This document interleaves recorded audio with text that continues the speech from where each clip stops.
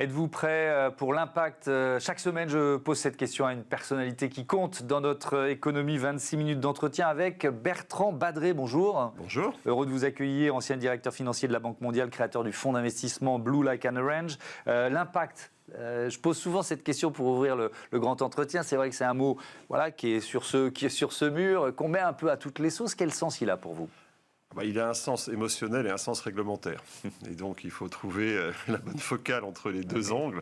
Il a un sens émotionnel au sens où avoir de l'impact, c'est laisser sa trace, faire que le monde est un peu différent après que vous ayez agi qu'avant. Ça, c'est vraiment, Et c'est vrai que tout petit, je me suis toujours dit, j'espère que je laisserai une petite trace derrière moi. Et puis, il a un aspect réglementaire qui est aussi important aujourd'hui. C'est qu'on peut... Il ne suffit pas de dire je fais de l'impact pour faire de l'impact. Ce n'était pas forcément le cas il y a une dizaine d'années. Quand on a commencé Blue Like an Orange, c'était un peu le Far West. Il suffisait de s'auto-proclamer je fais de l'impact pour dire je fais de l'impact parce que je fais de l'impact et donc je fais de l'impact. Donc aujourd'hui, il y a tout un appareil qui s'est mis en place, notamment en Europe. Mais si je veux vraiment revenir au cœur, par rapport à tout ce qu'on évoque aujourd'hui sur l'ESG, donc la prise en compte des critères environnementaux, sociaux et de gouvernance, dans ce cas-là, si je veux être un peu simpliste et en faisant du franglais, c'est des best efforts. C'est-à-dire qu'on va faire les meilleurs efforts pour prendre en compte une dimension environnementale, une dimension sociale, une dimension de gouvernance. C'est déjà bien. C'est déjà bien. Mais ça, c'est pas un changement de modèle. L'impact, en revanche, c'est dire, par mon action, je fais la différence, qu'on appelle de l'additionnalité. C'est-à-dire que sans moi, ça ne se serait pas fait. Que je dise ce que je souhaite. Je souhaite qu'on s'occupe de tant de personnes, de tant d'enfants, qu'on change telle ou telle situation, qu'on diminue les émissions de CO2, peu importe. Et on se met en position d'être évalué sur l'objectif qu'on a pris. Et donc, on rentre dans une dynamique assez vertueuse d'engagement et de mesure de cet engagement. Avec une notion, si on pousse le curseur, c'est le fait de, par exemple, partir dans une logique de SBTI, c'est-à-dire d'engagement basé sur la science. C'est quoi? Dans le cas de l'environnement, c'est le cas. Mais je veux dire, quand on part sur une politique d'égalité homme-femme, c'est pas forcément basé sur la science. C'est basé sur indicateurs de mesure, des conditions de travail, des rémunérations, des responsabilités de l'entreprise. Mais le sens de ma question, c'est qu'il faut des métriques, d'une certaine façon. Mais bien sûr. Non, l'impact, c'est un engagement qui est exigeant. Encore une fois, il ne suffit pas de dire j'ai de l'impact parce que grâce à moi, des enfants se portent mieux, il y a moins de CO2. C'est super, ça. Et moins de CO2, combien des enfants que vous avez soignés, combien l'agriculture régénérative, combien il faut rentrer dans une logique de mesure. Et en fait, ce que je dis depuis un certain nombre d'années, c'est finalement modifier l'équation que tous les financiers connaissent bien, qui est l'équation risque-rendement, en lui ajoutant cette dimension d'impact. Et en réalité, c'est un saut qui est à la fois gigantesque et pas gigantesque. Quand on a mis en place ces équations risque-rendement les années 50 à l'université de Chicago, c'était assez simple. Combien on traçait ces courbes, il n'y avait pas encore Excel, on faisait ça à la main. On disait, j'investis sur 10 ans, ça va me rapporter tant. Et depuis aujourd'hui, grâce à Excel, entre autres, on a complexifié le modèle. On intègre déjà des tas de dimensions. Donc, d'en intégrer davantage, c'est pas un problème en soi. Simplement, il faut le faire. Pas seulement la tonne de CO2. Comment est-ce qu'on va intégrer d'autres dimensions dans cette équation risque-rendement? En 2016, en octobre 2016, vous avez publié Money Honey. Et si la finance sauvait le monde, on est 8 ans et demi plus tard. Qu'est-ce que vous répondez à la question? Je répondrai ce que je réponds depuis toujours. La finance, elle peut sauver le monde, mais pas toute seule. C'est-à-dire que la finance, c'est un outil extraordinaire. On est tous les deux dans ce studio, et sans bouger, on peut, à partir de là, en sortant mon téléphone, on peut investir pour dans 20 ans à 10 000 km d'ici. Il y a assez peu de choses qui permettent ça quand même. Bon, la question c'est qu'est-ce qu'on fait de ce pouvoir? C'est comme dans les séries télévisées, on a le super pouvoir. Qu'est-ce qu'on en fait? Est-ce qu'on l'a utilisé comme je l'espérais il y a 8 ans? Pas vraiment. C'est-à-dire qu'on a fait des progrès. Je ne vais pas dire qu'il ne s'est rien passé. Il y a quand même un certain nombre de choses qui sont faites. On voit quand même que les préoccupations dont on parle, même s'il y a un peu de backlash, de retour en arrière en ce moment, il y a quand même un certain nombre de choses qui sont faites. On ne peut plus faire comme si ça n'existait pas. Mais en même temps, quand on regarde les engagements, on va fêter cette année les 10 ans des accords de Paris. On va fêter cette année les 10 ans des objectifs de développement durable. C'est le PINS, on me demande encore ce que c'est, les 17 objectifs adoptés aux Nations Unies. Et on va fêter, c'est un peu moins connu, les 10 ans du partenariat pour le développement. On voit bien avec ce qui se passe aux États-Unis ou même en France, c'est un peu compliqué. Mais en gros, on a pris des engagements il y a 10 ans après, où on en est. Les Nations Unies avaient publié, je crois, l'année dernière, une espèce d'évaluation en disant que sur plus de 80% des engagements pris, on était soit en retard, soit en marche arrière. Donc, c'est même pas l'épaisseur du trait. C'est-à-dire qu'on n'y est pas, point barre. Donc, voilà, il y a encore un peu de boulot. On a cet instrument extraordinaire de la finance. Qu'est-ce qu'on en fait? Mais alors, quand vous voyez c'est un exemple très récent, l'Alliance des banques pour le climat, revoir ses objectifs à la baisse après le départ des banques américaines. Qu'est-ce que ça vous inspire, du dépit, de la colère, l'envie de se retrousser encore plus les manches? Un peu, non, je ne parle pas de dépit ou de colère. Je pense que il faut être réaliste. C'est-à-dire qu'il s'est aussi passé des choses depuis 10 ans. Oui. C'est pas comme si on n'avait pas eu le Covid, c'est pas comme s'il n'y avait pas eu la guerre, c'est pas comme s'il n'y avait pas eu des mouvements sur les taux, c'est pas comme s'il y avait une vague populiste un peu partout, dont les États-Unis, etc. Donc il faut aussi se regarder dans la glace. Est-ce qu'on a bien vendu tout ça? Oui. Et je pense que c'est le moment où il faut ne pas nier les nouvelles dimensions. Aujourd'hui, vous êtes patron d'une boîte aujourd'hui, vous avez effectivement ce souci de poursuivre dans parce que c'est un choix stratégique d'être durable, mais vous devez aussi faire attention à la souveraineté, à la sécurité et à un certain nombre d'autres dimensions. Donc comment est-ce qu'on remet ça ensemble? C'est ça qui est, je pense, le défi auquel, à tous les niveaux, on est confronté aujourd'hui. Ça ne veut pas dire que c'est impossible, ça veut dire que c'est un peu plus difficile. Ouais. En 2017, vous avez créé ce fonds Blue Like an Orange avec pour ambition de devenir, je cite, une référence en matière d'investissement durable et à impact dans les pays émergents et en développement. On va faire en quelque sorte le bilan 8 ans après la création. Et pour ça, on va passer par la question que celle qui était assise à votre place il y a quelques jours, Virginie Gatin, la directrice RSE du groupe Legrand, a choisi de vous poser. On écoute tout de suite Virginie Gatin. Bonjour Monsieur Badré, on voit en ce moment beaucoup de problématiques autour des engagements RSE. Il y a beaucoup de challenges venant des États-Unis notamment, mais aussi en Europe avec l'omnibus. Donc on sent que c'est quand même un sujet plus compliqué qu'il y a 2-3 ans. Est-ce que vous voyez, est-ce que cela impacte ou est-ce que cela influence vos investissements dans votre métier? Merci. Avant de répondre à la question de Virginie Gatin, il faut peut-être réexpliquer ce qu'est ce fonds d'investissement, Blue Like an Orange. Alors, ce fonds d'investissement, en fait, je l'ai créé avec mes associés, vous l'avez dit, il y a 8 ans, après avoir quitté la Banque mondiale, avoir été très engagé dans tous les engagements que j'ai rappelés en 2015. Ce qui était intéressant dans ces engagements, c'est que on s'est beaucoup mobilisé sur les objectifs 1,5 degré, éradiquer la pauvreté, accéder à la santé, enfin tous ces sujets-là, qui au fond, si je suis un peu provocateur, c'est assez facile. Vous et moi, on va se mettre d'accord. On a plutôt envie que la population mondiale se porte mieux que plus mal. Voilà. Donc se mettre d'accord sur les objectifs, c'est assez simple. Là où on a fait un peu l'impasse, c'est de savoir combien ça coûte, qui paye, est-ce que notre système est prêt à supporter ça. On a fait le pari un peu pascalien de dire, comme les objectifs sont nobles et généreux, la main invisible va aller dans la bonne direction. Tout le monde va y aller. Voilà. Et en fait, non, ça ne s'est pas passé comme ça. On ne devrait pas être complètement surpris, mais c'est vrai qu'à l'époque, on y a cru. On a eu notamment, vous vous souvenez peut-être, à l'automne 2015, une poignée de main, ça paraît très ancien, entre Barack Obama et Xi Jinping sur le thème « on va y arriver ». Bon, évidemment, on sait ce qui s'est passé par la suite. Donc on a eu ce mouvement très généreux, planétaire. Enfin vraiment, il y a eu un élan en 2015 qu'il ne faut pas nier et qui s'est malheureusement fracassé un peu après. Donc Blue Like an Orange, ça naît de ça. C'est de se dire, les engagements qu'on a pris, que ce soit sur le climat ou plus généralement les objectifs de développement durable, ces engagements, ils sont universels. Ce n'est pas un engagement pour la France, l'Allemagne, la Suède, les États-Unis. C'est un engagement pour la Colombie, pour le Brésil, pour le Nigeria, pour l'Inde. Et donc vous investissez dans ces pays-là sur des projets spécifiques. Absolument. Pour moi, la clé, prenons l'exemple du climat, mais on peut le prendre sur tous les sujets. Le combat pour le climat, il ne sera pas gagné juste en France. C'est d'ailleurs une des questions compliquées, parce que les Français disent on nous demande de faire des efforts, et pendant ce temps-là, l'Inde ne fait pas d'efforts. Mais en même temps, on n'investit pas beaucoup dans ces pays. Enfin, il y a plein de contradictions qu'on a du mal à résoudre. Donc pour moi, la clé, c'était de dire il faut qu'on puisse investir dans ces pays avec la même décontraction, d'une certaine manière, donc les mêmes métriques, les mêmes mesures, les mêmes instruments que ce qu'on peut faire dans Paris 8e. Et pour moi, c'est clé. Si on ne réussit pas dans ces pays-là, dans les pays Amérique latine, Asie, Afrique, on ne réussira pas au niveau mondial. Point barre. C'est vrai qu'à l'époque, je partais encore d'une mondialisation assez ouverte où finalement les flux de capitaux notamment allaient. Malheureusement, on se heurte à un certain nombre de réalités géopolitiques aujourd'hui qui fait que c'est un peu plus difficile. Et alors effectivement, ça permet de répondre à la question de Virginie Gatin. Comment vous, vraiment dans vos choix, dans vos investissements, éventuellement dans les partenariats que vous pouvez avoir, est-ce que vous sentez ce coup de frein, ce backlash, pour reprendre l'expression américaine? C'est très intéressant parce qu'on a des mouvements qui vont en sens contraire.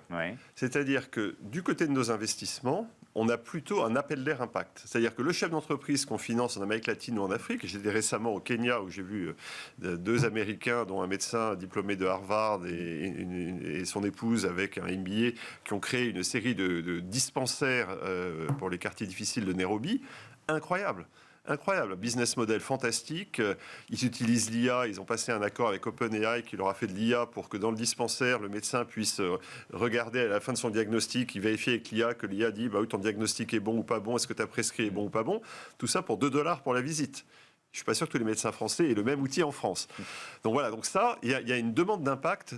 On a beaucoup des gens chez qui on investit qui ont entre 30 et 40 ans et qui veulent de l'impact. Et il y a 10 ans, les gens cherchaient du financement et si l'impact était le prix à payer, ils payaient le prix impact. Ouais. Aujourd'hui, ils viennent autant pour chercher de l'impact que du financement. Et donc ces gens-là, ils sont sur ce chemin. Voilà, là, on n'a pas de problème. Ils y vont. On trouve des projets, on n'a aucun souci du côté de l'investissement et y compris du côté de la rentabilité de l'investissement. Là où c'est plus difficile, c'est que le contexte du côté de la levée de fonds, au-delà des difficultés générales de levée de fonds que tous les secteurs connaissent en ce moment, aujourd'hui, on a un petit sujet, notamment aux États-Unis, que vous ne pouvez pas lever de l'argent sur ces thématiques aux États-Unis aujourd'hui. Point barre, le marché est fermé. Ça, c'est quand même un petit problème. Et en Europe, il y a la concurrence de la défense, etc. Donc, et puis c'est vrai que dans un monde où USAID, donc l'organisme d'aide américaine, supprime ses financements à un certain nombre de pays, il n'y a pas un climat qui est porteur pour le Sud. Ouais. D'ailleurs, ça a des conséquences aussi géopolitiques. C'est qu'on a un Sud qui est un peu agacé du comportement du Nord. Agacé est probablement un euphémisme. Oui. Donc voilà, donc, on voit tout ça. Donc moi, sur le fond, j'ai plutôt pas changé et on a plutôt renforcé notre dynamique d'impact. Je trouve que les deals qu'on fait maintenant ont probablement plus d'impact que ceux qu'on faisait au début, parce qu'on apprend aussi. Mais on est dans un environnement qui est plus difficile. Ouais. On peut prendre quelques exemples. Là, vous nous avez parlé du Kenya, vous en revenez, mais je ne sais pas, le dernier gros projet sur lequel vous investissez, c'est quoi? C'était celui-là. Alors j'en ai vu un autre, c'est par exemple, ça se passe au Pérou. 15 millions de dollars investis pour soutenir l'accès à Internet à haut débit au Pérou. Pourquoi vous lancez dans un projet comme ça? Je vois bien ce que ça peut provoquer, mais... Alors, on n'est pas assez... Souvent, quand je dis que je fais de l'investissement développement durable dans les pays émergents, les gens ont parfois deux idées un peu opposées. Soit ils croient qu'on fait du panneau solaire au kilomètre, soit ils croient qu'on fait de l'humanitaire. Ouais. Alors, on fait un peu de panneau solaire, mais ce n'est pas de l'humanitaire. On cherche des investissements rentables qui ont un impact. Et donc, il faut que... Quand on regarde un comité d'investissement un dossier, il faut qu'il passe les 2 barres, la barre financière et la barre impact. Si je prends l'exemple de celui-là, mais il y en a d'autres, aujourd'hui on voit bien, le numérique fait partie de la vie de tous les jours.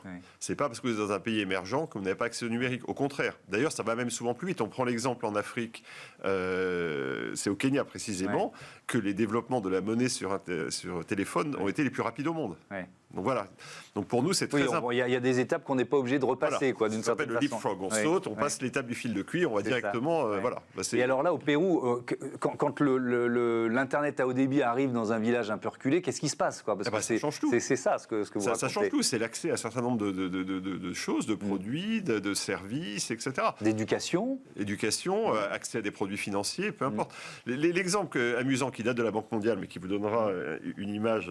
Pour moi, ça avait été vraiment l'image. Une des plus frappantes. J'avais été en voyage officiel en Mongolie.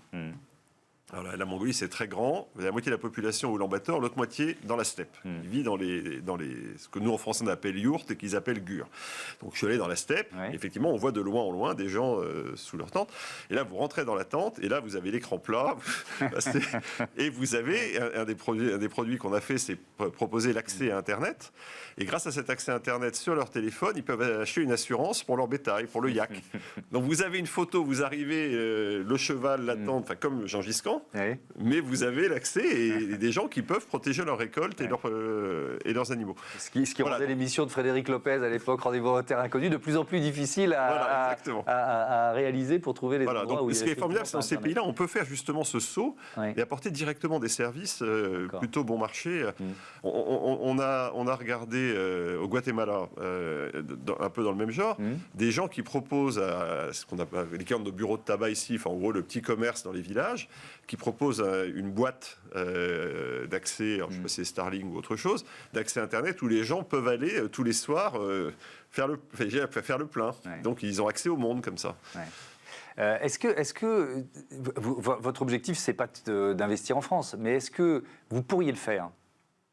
Ou est-ce que vous dites qu'il y a suffisamment de fonds qui travaillent là-dessus et ça ne sert à rien? Je pourrais le faire. Parfois, j'ai des regrets parce que ça aurait été infiniment plus simple. Mais il y a des gens qui le font. Même dans des... Parce qu'il y a aussi la diagonale du vide, il y a aussi des lieux en France où on se sent un peu abandonné, etc. Ce que je fais, c'est quand les gens me demandent des conseils, je leur donne. Quand ils me demandent de les aider, je leur donne un coup de main, etc. Je n'ai pas de problème. Ça, mais voilà, moi, je crois fondamentalement que dans les pays émergents, pour le coup, il y a vraiment des besoins gigantesques. Il n'y a pas beaucoup de monde. C'est là que j'ai acquis mon expérience, ma crédibilité, etc. Donc, à un moment donné, voilà, il faut se concentrer sur ce qu'on aime et qu'on sait faire. Je voudrais qu'on revienne sur une question très importante. Vous l'avez évoqué tout à l'heure, la question de l'acceptabilité de cette transformation environnementale et sociétale, et le fait qu'on l'ait sans doute loupé explique la situation dans laquelle on est. Je vais m'appuyer sur une citation de votre livre, Money Honey. Qui que nous soyons, nous avons le pouvoir d'influer sur le cours des choses en tant que consommateurs, investisseurs, comme citoyens ou dans notre travail, non pas les pauvres contre les riches, non pas le peuple contre les élites, mais tous ensemble pour le bien de tous et celui de notre planète. Pourquoi on n'a pas réussi ce tous ensemble pour le bien de tous et pour la planète?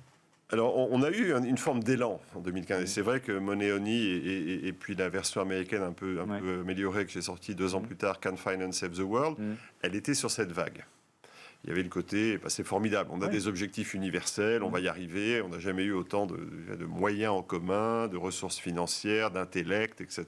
Donc il y avait une forme de, je dirais peut-être de naïveté. Et c'est vrai que... On n'a pas su trouver le bon récit, un récit de désirabilité, alors qu'on était beaucoup dans la culpabilité. Oui, il y a la culpabilité ou le risque ou la crise, le scénario d'apocalypse, etc.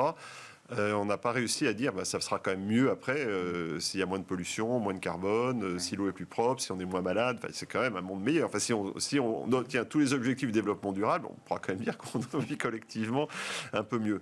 Je pense que quand je réfléchis à cette période, et j'en prends ma part, puisque je faisais partie, même si j'étais un de ceux qui a poussé sur il faut qu'on parle d'argent, on a en fait vendu tout ça avec un discours un peu inoffensif. Sur le thème, ça va être une transition, la croissance verte, dont tout le monde va en bénéficier. Il suffit de baisser nos émissions de CO2 de 1 ou 2% par an. On oubliait de dire que c'était pendant 30 ans. Il suffit de réallouer notre épargne de 1 ou 2% par an, virgule, pendant 30 ans. Je fais parfois la comparaison avec un régime. Il suffit de perdre 100 grammes, virgule, tous les jours pendant 3 mois. Voilà. Et donc, on a dit que ça serait finalement assez facile. Et tous les jours, vous allez faire un petit pas, puis vous allez vous retourner, vous aurez fait le travail, même pas mal. Et en fait, on se rend compte que ça n'a pas marché comme ça. Parce que même réallouer 2% de son épargne, c'est beaucoup. Il y a des tas de règles dans tous les sens. C'est difficile. Même, on l'a vu avec le Covid. Il a fallu le Covid pour qu'on se rende compte de ce que ça voulait dire baisser les émissions de CO2. Et donc, le constat qu'on fait 10 ans plus tard, c'est que cette transition, ce n'est pas une transition. C'est une transformation. Transformation qui touche le consommateur, l'investisseur, etc. Et dans cette transformation, il y a des gens qui gagnent. Et ce jeu, en général, ils se taisent. Et il y a des gens qui perdent, et ceux-là, en général, ils ne sont pas contents et le font savoir. Et ils votent. Et ils votent, comme les agriculteurs, par exemple. Oui, mais bien sûr. Seulement. Mais parce que et donc, on arrive à ce moment où, en fait, on a laissé croire que c'était bénéfique pour tout le monde, alors qu'en fait, c'est comme tous les changements de régime, les gagnants, les perdants, il y a des coûts, ça crée de l'inflation. Mais donc, c'est quoi ? C'est une question de budget, de moyens alloués finalement à l'aide à ceux qui ne peuvent pas se payer, je sais pas, des légumes bio ou une voiture électrique. C'est pas seulement une question de budget, c'est une question de dire en face, ça sera mieux demain, mais ça coûte d'y aller et il faut partager les efforts. Parce qu'il y a quand même des gains, il y a quand même des gens qui gagnent dans cette affaire. Enfin, je ne dis pas qu'il faut prendre tous les gains des gens qui gagnent et les donner à tous les gens qui perdent. Il faut reconnaître ça et expliquer qu'on y va ensemble. Et ça, probablement, on ne l'a pas bien fait. Avec des outils qui sont aussi des outils réglementaires. Et alors là, je voudrais qu'on rentre dans un chapitre un peu plus européen, puisqu'il y a notamment la CSRD, la directive sur le bilan extra-financier, qui, depuis que les parlementaires européens ont voté, finalement, on a appuyé sur le frein très clairement. C'est-à-dire que c'est 2 ans de plus pour le mettre en œuvre. Sur la CS3D, c'est 1 an de plus. Donc, alors là aussi, on peut dire, écoutez, les électeurs ont voté en juin dernier, on tient compte de ce qu'ils nous ont demandé. Mais c'est un peu ce que je disais tout à l'heure, c'est qu'on a avancé à marche forcée. encore une fois, les outils qu'on a mis en place. Et c'est vrai que l'Europe, elle a eu une approche totalement holistique des choses. Parce qu'il y a non seulement CSRD, mais il y a des directives sur les fonds, ce qu'on dit aux épargnants, enfin, partout. Enfin, je veux dire, on a eu une approche qui englobait l'ensemble du sujet. Avec peut-être trop de règlements. Un côté marche forcée, rapide, et l'Europe fait ce qu'elle sait faire, c'est-à-dire du réglementaire, de la norme.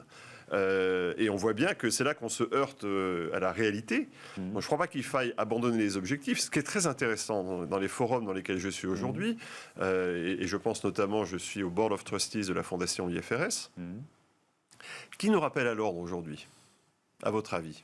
Les Asiatiques. C'est très intéressant. Les Asiatiques, qui en général ne sont pas ceux qui parlent le plus, vous disent, attendez, alors, on comprend que les Américains disent au revoir, et vous, les Européens, qu'est-ce que vous faites? Nous, on continue. D'ailleurs, le bilan extra-financier, il est quasiment en train de se mettre en place en Chine, c'est ça? Bien sûr, ils vont plus vite. Et quand vous êtes l'Indonésie, la Chine, alors évidemment, la Chine, ils ont choisi résolument, c'est d'ailleurs intéressant, de dire on sera l'arsenal de la transition, avec tout ce que ça comporte. Alors, on est très agacé, etc. N'empêche qu'on aurait pu faire la même chose. C'est pas. Mais vous êtes l'Indonésie, vous allez devoir déménager votre capitale parce que la vôtre part sous l'eau. Vous êtes le Vietnam avec un delta du Mékong qui est menacé. Vous dites, c'est pas une vision de l'esprit. Donc c'est intéressant de voir, on a un discours qui est un peu centré sur notre Occident, et on oublie que le reste du monde dit on y va. Sur ces sujets-là, on est pressé par le reste du monde. Mais ça veut dire que ça pourrait même, ou ça devrait même être un avantage économique pour l'Europe de garder Bien sûr, alors il faut le faire, et je pense qu'effectivement, les débats sur le caractère bureaucratique, lourd, coûteux, etc., et c'est vrai qu'il y a beaucoup de gens qui en ont profité pour facturer dans tout ça. Enfin, voilà, c'est comme ça. On est arrivé là. Mais ce que je crois, et on voit bien, on revient à la géopolitique, c'est qu'aujourd'hui, l'Europe, elle a vraiment un avantage naturel à aller parler à l'Asie, à aller parler au Brésil, à aller parler à l'Afrique, en disant on peut travailler ensemble, en étant un peu moins, entre guillemets, donneur de leçons, et un peu plus en tendant la main. Est-ce que vous, quand vous arrivez dans l'un de ces pays dans lesquels vous investissez, on vous tient ce type de discours? C'est-à-dire, attention à l'arrogance européenne ou à l'arrogance française. Vous arrivez, vous êtes persuadé d'avoir la solution. Ah oui, bien sûr. Non, très clairement, des mots que je n'avais jamais entendus comme colonialisme vert, oui, ça existe, oui. Donc il y a le côté, vous nous faites la morale, les flux privés restent très limités et baissent, les flux publics, il n'y a pas que USAID, le budget français de l'aide au développement a baissé, les Anglais ont fait un peu de bruit en disant on va passer de 0,5 à 0,3%, 40% de baisse, des Britanniques. Le contrat de coalition allemand dit la même chose, des Suédois, les Néerlandais, enfin tout le monde baisse. Donc les gens disent, attendez, vous nous mettez un certain nombre de règles, vous nous dites c'est pas bien, les flux privés, on n'en voit pas beaucoup, les flux publics qui baissent, et en plus vous voulez qu'on vous embrasse sur la bouche. C'est beaucoup. On peut reprendre d'autres exemples de projets pour bien comprendre ce que vous faites, parce qu'on est dans le concret, on n'est pas dans la stratégie, on va dire dans le jus de crâne. Par exemple, j'en ai noté plein, moi, une entreprise de VTC pour des zones mal desservies en Amérique latine. Alors c'est quoi ça, ce projet-là? C'est une entreprise de VTC qui dessert, c'est l'équivalent, je ne vais pas faire de publicité pour des concurrents comme Uber, mais ça parlera peut-être plus à nos auditeurs. On comprend de quoi on parle. Mais c'est l'équivalent pour l'Amérique latine. Et c'est vrai, quand on a discuté avec eux, ce qui était très intéressant quand on a investi avec eux, c'est qu'on a un patron qui vit par l'impact. Quand on l'a présenté à nos investisseurs, ils ont été retournés et les gens m'ont dit que c'est une drôle d'idée, tu fais de l'impact et tu vas investir dans du VTC, c'est grotesque. Et quand ils ont vu le gars, ils ont compris que... Et donc, il y a plusieurs dimensions à l'impact. Une des dimensions qui n'est pas très intéressante, c'est que dans leurs algorithmes, etc., on a des villes, des grandes villes américaines qui sont des mégalopoles. Enfin, c'est vraiment des villes de dizaines de millions d'habitants. Pensez à Mexico, à São Paulo, etc. Il y a des transports en commun, mais limités, et il y a des zones absolument pas desservies. Et donc, il y avait deux axes qui nous ont plu dans cette entreprise. Le premier, c'est de faire en sorte qu'il y ait plus de voitures qui vadrouillent, qui maraudent d'une certaine manière dans ces zones non desservies. Et par ailleurs, un programme intéressant, il faut des conducteurs femmes pour des passagers femmes. Ce qui paraît, c'est pas forcément un truc auquel on penserait, mais c'est vrai qu'un certain nombre de villes, il y a des femmes qui n'osent pas prendre un VTC pour toutes les raisons que vous imaginez. Donc si elles savent que ce sera une femme qui viendra les chercher, elles sont plus détendues. Et puis derrière, ils sont passés à l'électrification de leur flotte, comme tout le monde. Mais voilà. Mais quand le gars pense impact, il y a plein d'options. Et pendant le Covid, cette même entreprise a mobilisé, et ça leur a coûté, ses chauffeurs pour emmener les patients à l'hôpital. Ouais. Dernier mot, il nous reste 1 minute. On va recevoir la semaine prochaine le fondateur de la Convention des entreprises pour le climat. Est-ce qu'il y a alors on a vraiment beaucoup travaillé avec eux ici. On avait beaucoup d'entreprises qui étaient en train de modifier leur modèle, justement, leur modèle économique. La finance, elle rentre où dans cette révolution, d'une certaine façon? Je suis ravi que vous travailliez avec Éric Duverger. Alors, comme on dénonce ses conflits d'intérêts. J'ai un conflit d'intérêts, je le connais, il était venu me présenter ses projets dès l'origine. Et je suis le parrain de la Convention des entreprises pour le climat pour le secteur financier. J'ai été le parrain la première année, ils vont lancer la deuxième année et je suis toujours parrain. Et donc j'ai trouvé ça très intéressant qu'il y ait une approche spécifique sur les finances. Et donc, avec comme toujours dans cette convention, l'objectif d'être concret. C'est-à-dire qu'ils se mettent en groupe et ils proposent des choses dans leurs entreprises. Et donc, je ne sais pas si j'ai une question ou un bravo à lui dire, mais en tout cas, je suis admiratif de cette capacité à faire ce travail à la base. Et je lui dis, 1, je suis heureux de t'accompagner, 2, ne lâche pas, et 3, continue à étendre dans tous les secteurs. Voilà, quels sont tes projets pour la suite? Merci beaucoup Bertrand Badré et à bientôt sur Bismart for Change. On passe tout de suite à notre rubrique Startup.